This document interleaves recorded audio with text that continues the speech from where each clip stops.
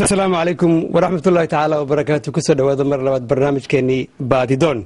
وأنا كجو حق وربنا جاريها الصوماليات يكون غن دوني ده ضعفيه هذه دعالة ذكر دوان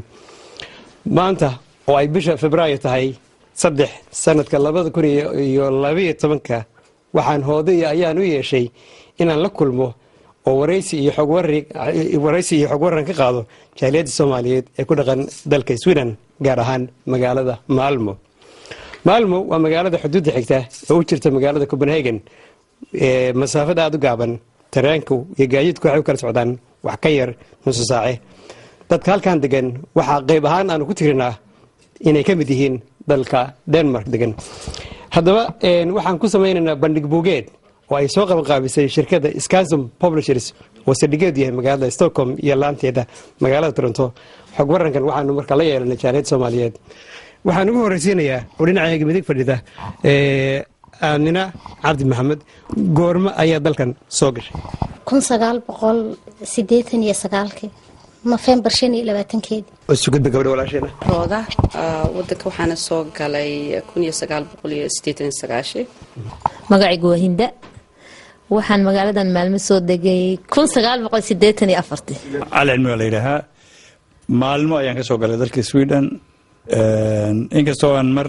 meel kale u guuray haddana ayadan ku soo noqday waxaan maalmo imid ama Sweden 86 كود أبرد عبد الحليم وذي waxaan soo galay 87 magaciigu waxa la yiraahdaa Idil Saciid wadankan Sweden waxaan soo galay 1990 magaalada maalmo waxaan soo degay 1991 November hagaag su'aasha xigta ee labaad waxa weeye sidee ahayd noloshii markaad soo degteen dalkan waxaad filanaysay ma hesheen maxaad filanayseen bal sidee noloshii ahayd markaa aad soo gashay waxaan moodiyay aan u soo xiisoonayaan lahaa markaad tagtid wadankan Sweden amba Europe tagtid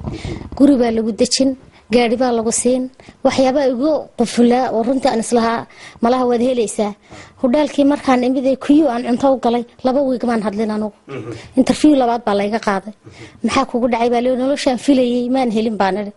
ka bacdi waan iskala qabsaday markaan biliya waxa joogeen meel kaama hadana leeyay hudaalkii leeyga kaxay noloshada runta way iska qurux batay laakiin anigu waxaan filayay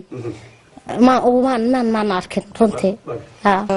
wadanka Sweden horta uu ka sii fiicnaa waqtigan maalinka maanta anigu run ahaantii ma ku oranaya yani waxaan filayay si aamin gashay soo kale yani guri la isiinayo baawur laakiin diyaar baan ahaa in noloshu meel kasta la joogo ama meel kasta la tagaba inuu qofku uu geli doono tacab وددال iyo hawl ay ku dhacayso diyaar baan ahaa waxa ugu horeeyay markii ugu horeeyayna waxaan xiisay inaan waqti siiyo inaan afka barto markaan kaamka ku jirnay markaan cusla oo ilmo uurkiisa inaan wiilkayga marka 23 jirka uurkiisa lahaa marka anoo kaam ku jira Swedish kaan bartay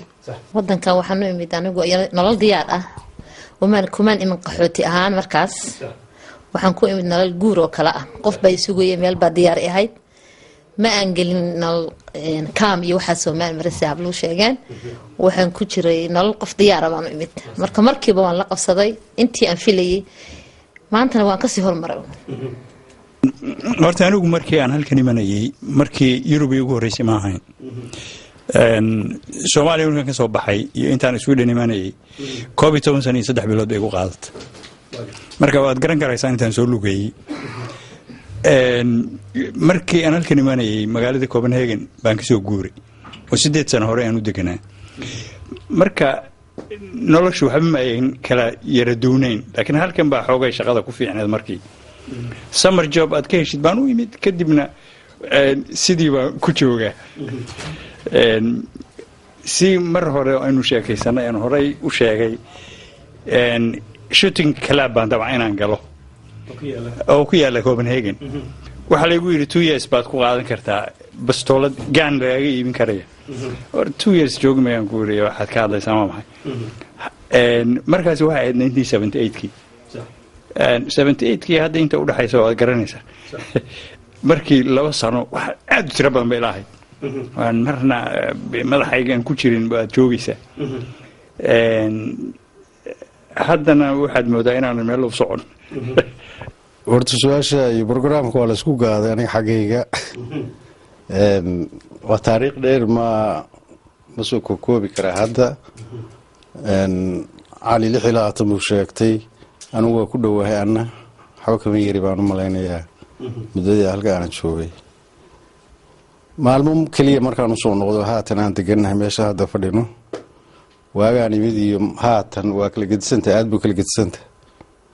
magaalo yar bay ahayd magaalo nadiif bay ahayd way fiicnayd waxaan haatan dareemayaa isbeddel weyn oo dadkii oo batay nabadgelyadu aada u xun marmar waxaan isdhaa waxawadee maba dhaanto Soomaaliya qamta iyo qaacda dhacaysa laha u sababna waa laga yaabaa xadkaanu xignaa meelo badan baanu ku xiranaado maaragtay wax walba ka soo galaan marka halkaa dhiilaa nooga jirta xoogaa cabsi aana gashay horta wallaahi waxa weeyaan markaan wadankaan imi anoo faamil aabiyo hooyo iyo walaalo kula la nool markaan wadankaan imi cillo horta weynaan dareemay ha ahaatee haddana noloshii 2 sano hore sanadka ugu horeeyay tuulo yaraan deganaa oo Soomaalida aad ugu yarta oo Youtube 1 saac u jirto markii dambe on maalmo soo degay Soomaali badan aan u imi waxaan dareemay xoogaa inaan tuuladii aan uga sii wanaagsanaaday run ahaantii waxa waaye qaxooti iyo wadan aan wadankaaga ahayn mar walba waa iska dhib badan yahay waxaad dareemaysaa cidlo waxaad dareemaysaa nolol iska istaraysaa walwal ah Soomaalida waxaa lagu tilmaamaa ama guud ahaan lagu tilmaamaa in aynu nahay dad yani firfircoon marka qof iyo kelikelinimada laga hadlayo arintaas waliba aad waxay u sii dhawowday xilliga burburkan ku jirno London ganacsigan ku leenahay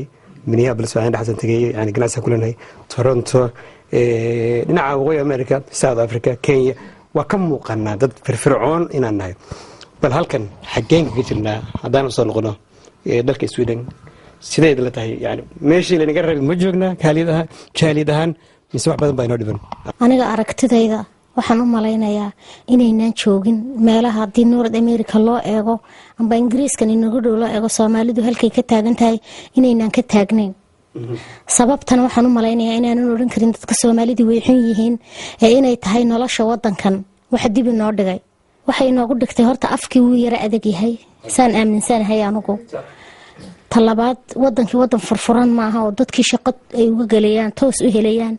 qorba lacag yar baa la siiyo guri iyo kira laga bixiyo social baa lagu quflay oo kuwaasa wax siinaya marka dadku say shaqo waxba kama maqnuuba qofku leeyahay hooyadii 5 caruuraysa marka biil loo soo tuuray iyadii ninkeedii nolol la siiyo waxba inay ka maqan yihiin ma aaminsana marka aan waxaan u malaynayaa waxa dib inoo dhigayba inay tahay lacagta caydha qabyaalad wax la yiraahdo jirta qoloba waxay furatay urur gaara qof walba qolo walba iyagu baa naftoodii maartay ka fikiray kama fikiraan wax guud ahaan oo Soomaali ahaan ma haysano urur Soomaali weyn oo hadasha oo dadka Soomaali weyn caawisa ma haysano oo talka aad baan uga liidanaa midda kale ee sii jirtaba waxa weeye wadankiinu sidoo kala daadsan yahay maba ka fikirnoba sideen inteenan wadanka qurbaha joogto sideen wax isku faa'iideynaayo wadankeeni nabadgelyo iyo sababtan in isku keendartay maxay tahay halkeenu maanta 2000 waxaan ku jirnaa 12 halkeenu horumar badan sameyn lahayn aan wax ku soo kordhinin wadankeena caruurta sii dhasho wax u sii dhigi lahayn ayaan inagu dib isugu noqonay oo markasta markii from scratch weyn ku jirnaa waa dhibaato aad u weyn iyo magaxumo Soomaali weyn haysata runtii oo aad gaaraan rooda isaamaysa oo ka xumahay oonan ku farxi kareenin yani Soomaali ahaantayda ma ku farxsanay waxaan ugu farxsanay marka arko wadankayga baabaasan ayaan ka murugooda ma fahantay ilaahayna waxaan ka rajeynaya inay dadka Soomaaliyeed dad ka fikira dantooda iyo wadankooda inay noqdaan haddana waxay la tahay qofka waxay ku xiran tahay shakhsiyadiisa waa qof dadaalkiisa wuxuu rabo uu gaari karaa